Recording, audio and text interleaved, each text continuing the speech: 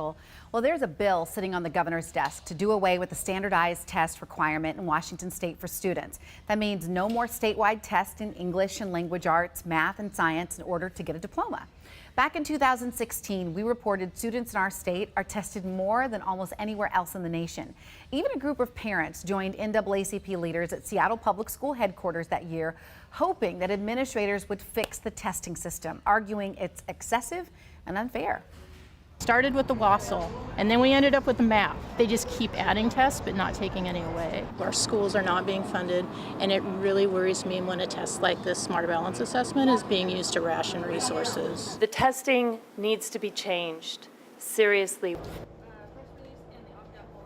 Options for schools to build their own roadmap to graduation. Some of the new pathways include successful completion of college-level classes, admission to college or career training programs, a scholarship award for higher education, enlisting in the military, and high scores on advanced placement testing, just to name a few.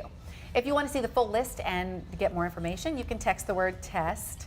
Hopefully it doesn't trigger you in any way. Just text the word TEST to 206-448-4545.